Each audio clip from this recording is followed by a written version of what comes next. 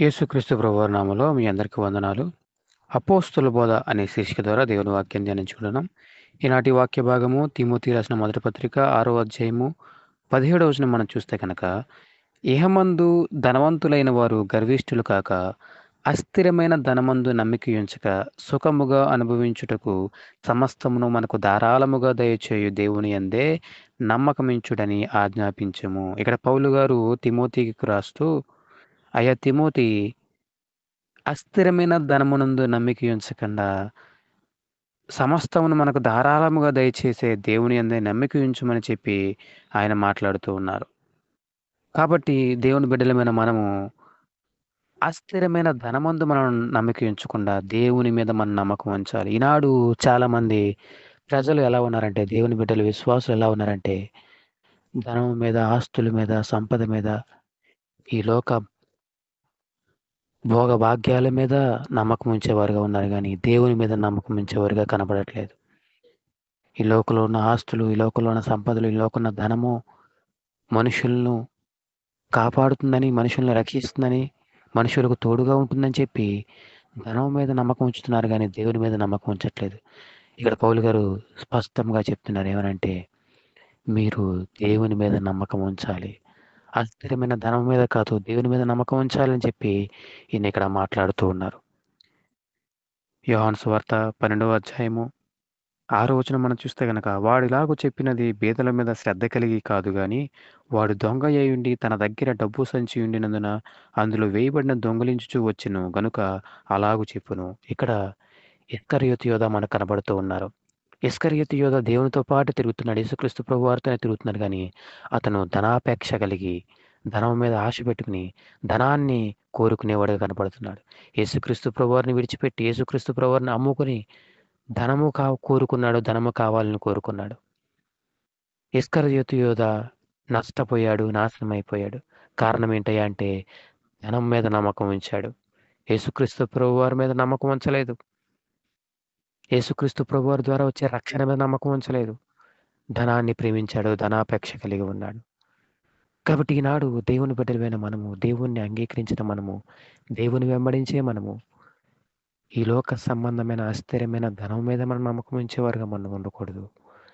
దేవుని మీదే నమ్మకం ఉంచేవారుగా మనం ఉండాలి. ఈనాడు నువ్వు దేని మీద నమ్మకం ఉంచుతున్నావు? దేన్ని నువ్వు వెంబడిస్తున్నావు? ఎవరు నీకు కావాలి? దేవుడా? ధనమా? ఎవరు కూడా ఇద్దరికి దాసులుగా ఉండలేరు. ఇద్దరు యజమానులకి దాసులుగా ఉండలేరని చెప్పి మత్తయి సువార్త 6వ అధ్యాయం 24వ వచనంలో మనకు కనపడుతూ ఉంటుంది. ఎవడును ఇద్దరు యజమానులకు దాసుడిగా ఉండనేరడు. అతడు ఒకని ద్వేషించి ఒకని ప్రేమించును, లేదా ఒకని పక్షముగా నుండి ఒకని తృణీకరించును. మీరు దేవునికిని సిరికిని దాసులుగా ఉండనేరరు. మీరు ఉంటే దేవుడికైనా దాసులుగా ఉండండి, లేదా సిరికైనా దాసులుగా ఉండండి.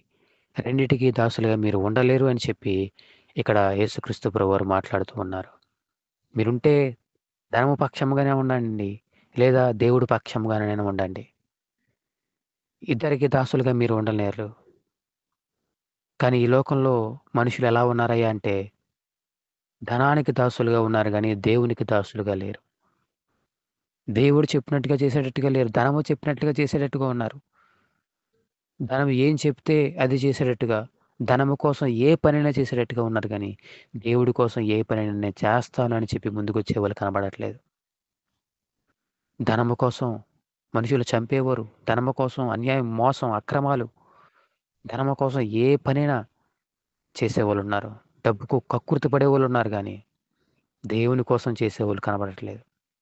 అయితే ఇక్కడ దేవుడు మాట్లాడుతూ, నువ్వు దేవుడి కోసం చేసేవాడిగా ఉండాలి. నీకు ధనము కావాలా? దేవుడు కావాలా? నువ్వు సిరికి దాసుడుగా ఉంటావా? దేవుడికి దాసుడుగా ఉంటావా?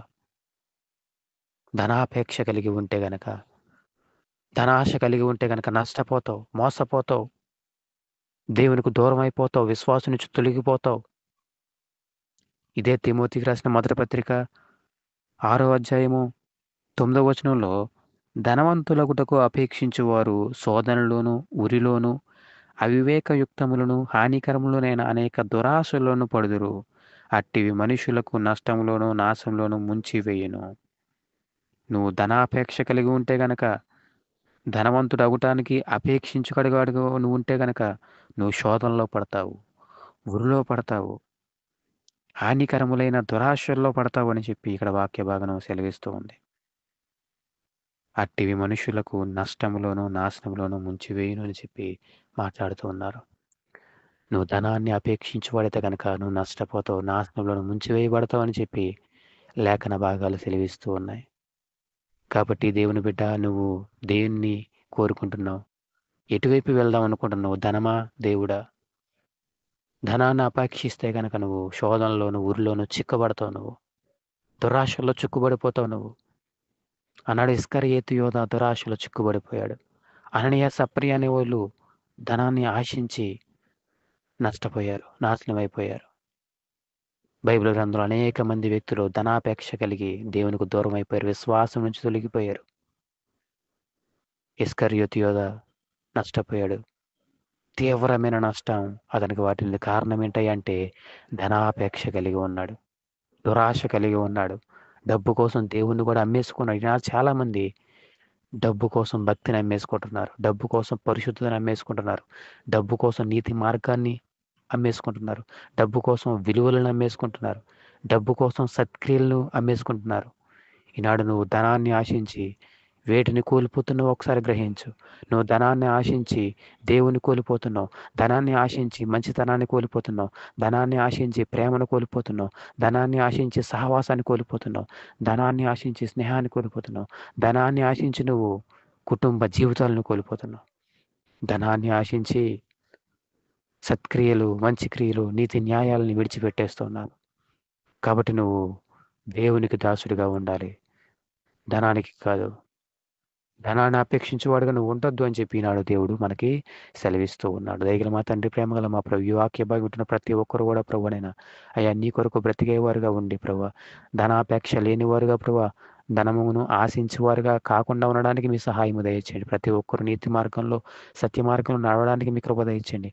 ప్రతి ఒక్కరి మనోనేత్రములు తెరిచి ప్రభువనైనా ధన ఆశ నుంచి విడిపించండి ప్రభు. ధనం మీద విరక్తి కలిగించేయమని కోరుకొనిచ్చు ప్రభా. అయ్యా నీకు దాసులుగా ఉండడానికి మీ కృప దయచేయమని ఈ చిన్న ప్రార్థన చేస్తున్నాము, అడుగుచున్నాం మా పరమ తండ్రి. ఆమేన్.